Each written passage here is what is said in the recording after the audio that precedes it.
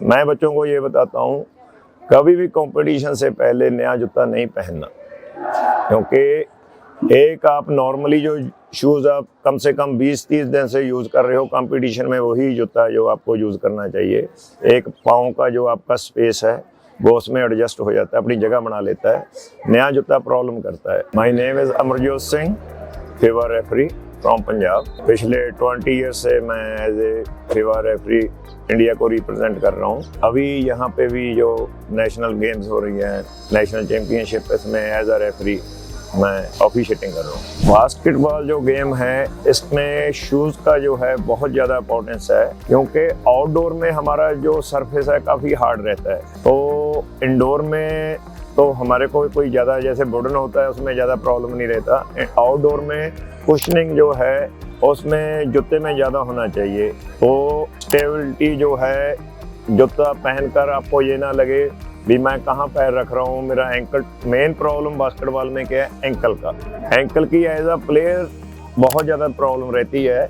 और ऑफिशिएटिंग को लेकर रेफरीज का शूज़ है जो, वो मोस्टली हम क्या करते हैं, वो विदाउट एंकल या हाफ एंकल जो ऑफिशिएटिंग के लिए शूज़ है वो यूज़ किया जाता है। जो रेफरी का शूज़ है प्रॉपर ब्लैक कलर का हमारे जो है कलर है फीवा की तरफ से। उसके बाद जो शूज़ है उसमें वेंटिलेशन, क्योंकि सम टाइम क्या होता है ज़्यादा भाग दौड़ में वेंटिलेशन होगी तो पसीना वगैरह आता है, तो वेंटिलेशन होगा तो आपका पैर का टेम्परेचर है वो पाँव को जो चाहिए वो नॉर्मली रहता है, उसमें ज़्यादा थकावट नहीं होती।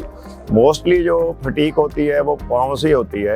अगर आपका जूता अच्छा है तो आप उतना ही बढ़िया, मेरे ख्याल से विदाउट फटीक आप भाग सकते हो और इजीली अप डाउन हो सकता है। शूज़ अगर आउटडोर है फिर तो वो 5 और 6 महीना मैक्सिमम, क्योंकि ज़्यादा से ज़्यादा क्या है, आप 6 मैच करोगे 7 मैच करोगे, क्योंकि सिमेंटेड कोड होता है उसमें शूज़ जल्दी जाता है। अगर इंडोर में वुडन है तो वही जूता आप 3 साल 4 साल तक भी चल जाता है। जब हम खेलते थे तब तो एक टेनिस शू होता था, वो तकरीबन मेरे को याद है 20 रुपए का आता था। वही जूता पहन के खेला, वो स्पोर्ट्स शू ही होता था, वही जूता मिलता था। उसके बाद सम टाइम जैसे जैसे समय बीतता गया, जैसे हम कॉलेज में आ गए, कॉलेज में क्या था कि चाइना के शूज़ आते थे, उसको हम चाइनीज़ शू ही बोलते थे। तो वो एक पवन करके नाम के होते थे, वो लेकर आते थे। हम उनकी 6-6 महीने वेट करते रहते थे, वो आदमी आएगा और जूता लेकर आएगा, तो हमारे लिए बहुत बड़ी बात होती थी। उस समय में फैसिलिटीज़ बहुत कम थी, वैरायटी शूज़ की बहुत कम थी। आजकल जो आप सोच लोगे भी ऐसा शूज़ चाहिए वो मार्केट में आपको मिल जाता है। मेरा जो एकेडमी चल रहा है वो पंजाब स्कूल एजुकेशन डिपार्टमेंट का है, स्पोर्ट्स विंग चलते हैं। उसमें बॉयज़ अंडर 14, 17 और 19, तो पटियाला में है वो मल्टीपर्पज़ स्कूल में।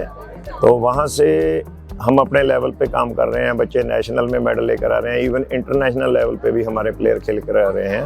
तो वही हम काम कर रहे हैं। देखो, पार्टिकुलर शूज़ तो खरीदने वाली जो बात है, किसी भी कंपनी का जो बच्चे कॉम्फर्ट, क्योंकि बास्केटबॉल का शूज़ है जो बहुत एक्सपेंसिव है। मोस्टली जो बच्चे आते हैं, नॉर्मली जो हमारे पास आते हैं, एवरेज फैमिली से भी बिलो एवरेज होते हैं, वो इनकम जो उनका होता है पेरेंट्स का। तो हम उनको प्रैक्टिस के लिए जो है नॉर्मली शूज़ जो अपने मिल जाते हैं, जैसे नीविया का हो गया, जलंधर से मिल जाता है, या कोई लोकल मेड और कंपनी का हो जाता है, वो प्रेफर करते हैं। जो अच्छे प्लेयर होते हैं नेचुरली वो जूता भी अच्छा, उनके लिए कोई पैसा इतना मैटर नहीं होता। हम भी जो कुछ फाइनेंसर होते हैं उनसे उनको स्पॉन्सर करवा देते हैं। जो बच्चा प्रैक्टिस के लिए जूता पहनता है, यही 1,500-2 हज़ार तक जो जूता मिल जाता है उसी से काम चलाते हैं। मैं बच्चों को ये बताता हूँ, कभी भी कंपटीशन से पहले नया जूता नहीं पहनना, क्योंकि एक आप नॉर्मली जो शूज़ आप कम से कम 20-30 दिन से यूज़ कर रहे हो, कंपटीशन में वही जूता जो आपको यूज़ करना चाहिए। एक पाँव का जो आपका स्पेस है वो उसमें एडजस्ट हो जाता है, अपनी जगह बना लेता है। नया जूता प्रॉब्लम करता है। जैसे आपने नीविया का नाम लिया है, रीजनेबल रेट है इनके।